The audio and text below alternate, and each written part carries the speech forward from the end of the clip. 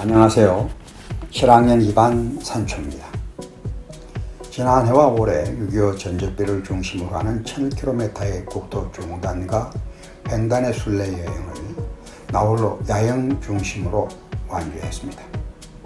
지난해는 전 경골근의 부상으로 걸어서 국토종단 후에 걷기 운동을 계속하지 못해서 체중 관리에 실패했습니다. 올해는 지난해 실패했던 경험을 되살려서 안전에 조심했고 횡단 후에 하루 10,000보 이상의 걷기를 생활화했습니다. 그 보기 싫었던 배의 군살들을 가볍게 빼버렸습니다. 그래서 걷기는 건강의 지름길일 뿐만 아니라 만병통치약입니다 라는 주제를 가지고 함께 생각해 보려고 합니다. 말씀드리는 순서는 걷기의 이점을 먼저 소개해 드리고요. 걷기 전후에 꼭 잊지 말고 해주셔야 할 것들, 올바른 자세로 걸어야 하면서 함께 할 수 있는 복합운동이 무엇이 있을까, 이 외에도 또 재미있는 이벤트 순으로 소개해 드리겠습니다. 지난해 3월과 4월에 포천 독수리 유격대 전제구에서 부산에 위치하고 있는 유엔기념공원 내 도운트 상병의 묘지까지 620km를 걸었을 때 한 달 만에 10kg의 체중이 감량되었습니다. 올해는 양양 38선에 위치하고 있는 휴게소에서 간성을 경유해서 임진각까지 400km를 걸어서 5kg의 체중을 감량했습니다. 걷기 운동은 눈에 띄는 체중 감량은 물론이고요, 정신 건강에도 참 좋습니다. 걷기 운동이야말로 건강의 지름길이고요, 과장해서 말씀드리면 이건 만병통치약입니다. 실제로 이점이 많습니다. 잘 알려진 내용들이지만 짧게 요약해드리면 생활의 활력을 높여줍니다. 심혈관의 건강을 좋게 합니다.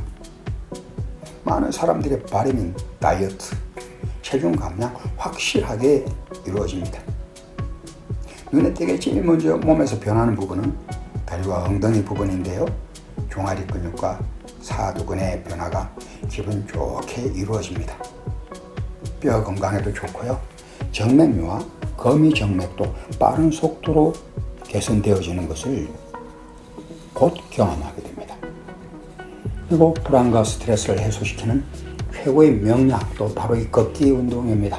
이 외에도 걸으면서 얻은 것이 정말 많았는데요. 나이가 들면 대부분 전립선이 비대해지기 시작합니다. 전립선이 비대해지면 빈뇨와 잔뇨, 지각뇨를 경험하게 되는데요. 심하면 하룻밤 사이에 3-4번 일어난다는 것은 수면의 질을 아주 나쁘게 하는 것입니다.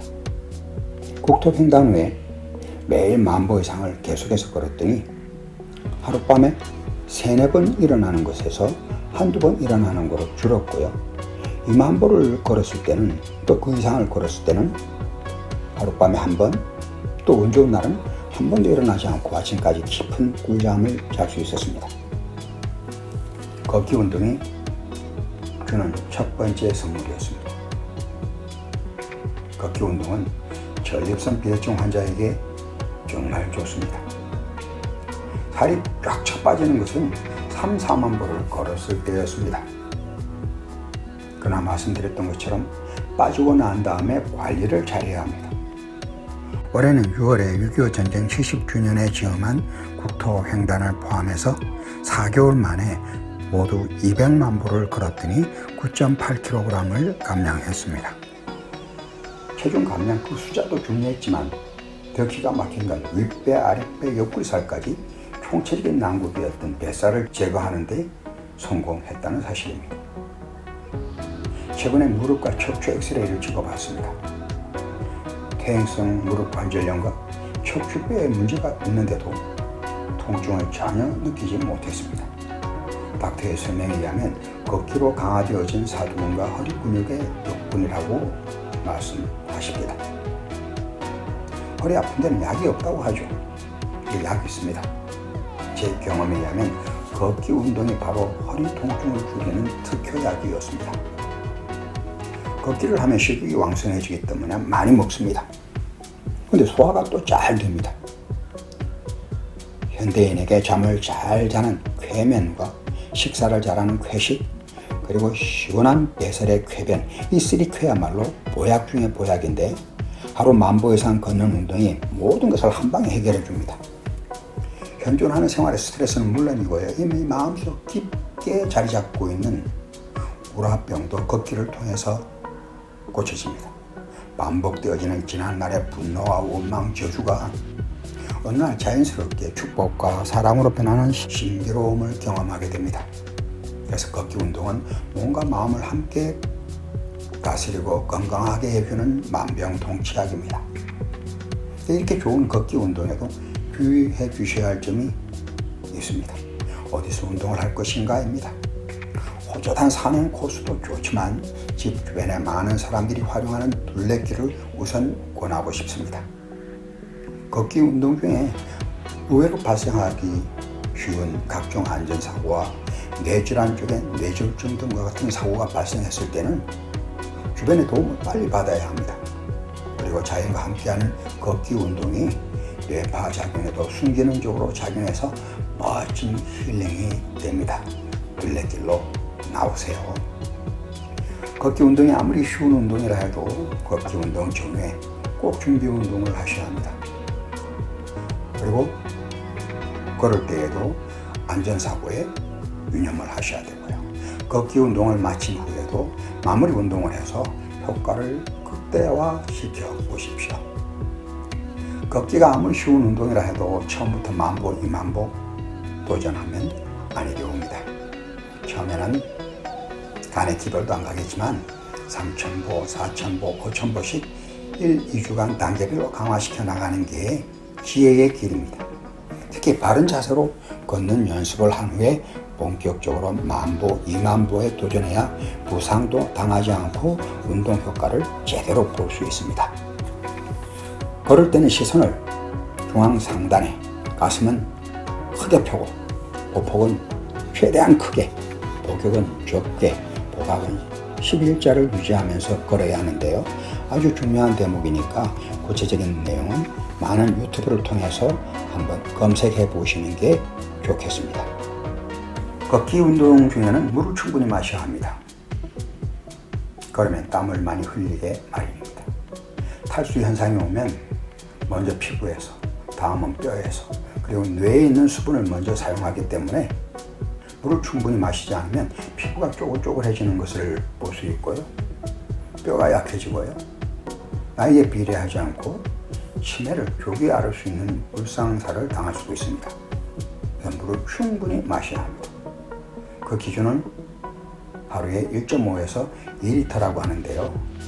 이 물의 양에는 하루 3끼 식사 중에 마시는 국물, 찌개, 그리고 야채, 과일에 이미 섭취했기 때문에 잘 조절해서 마셔야 합니다. 조절하는 방법은 소변의 색깔로 결정해야 합니다. 소변의 색깔이 옅은 맥주 색깔이면서 맑음을 유지하는 정도로 물을 마시면 훌륭한 물 섭취 방법입니다. 다음에 재밌게 하는 방법, 효율성을 높이는 방법인데요. 두 발로 그냥 걷기만 하는 것이 아니라 손을 앞뒤로 힘차게 흔들면서 소나기를 움켜쥐었다가 풀어주기를 반복하고 동시에 항문의 괄약근을 조였다 놨다는 수축 운동을 함께 하는 것입니다. 일석삼조의 효과를 보게 됩니다. 손만 움켜잡으면 항문의 괄약근도 함께 조여오는 것을 느끼게 될 것입니다. 그리고 mp3를 이용해서 좋아하는 음악 연습문을 편집해서 들으면서 걷기 운동을 하시면요, 좋아하는 음악과 함께 할 때 발걸음이 가벼워지면서 속도가 나기 때문에 더 많은 에너지를 태울 수 있게 됩니다. 안전사고에 유념하고 자칫 지루한 걷기 운동을 신나게 즐길 수 있는 방법이기도 합니다. 이외에 또 좋은 방법, 친구들의 이름을 상기하면서 그 친구의 가장 좋은 점만 기억을 하고 별명을 한 명씩 지어주는 연습을 하면요, 정신 건강과 인간관계까지 좋아지는 것을 경험하게 될 것입니다. 그래서 오늘은 국토 종단과 횡단의 전적비 순례길에서 터득한 하루 10,000보 이상의 걷기 운동의 생활화로 총 200만 보를 걷고 거둔 성과를 중심으로 해서 소개해드려 봤습니다. 살 분명히 빠집니다.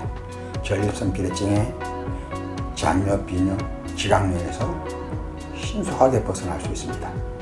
무릎, 허리, 손가락, 마디마다 통증 없어집니다. 자연스러운 걷는면서 힐링도 끝내줍니다. 함께 걸어보시죠. 끝까지 시청해 주셔서 고맙습니다. 항상 건강하시고 행복하세요.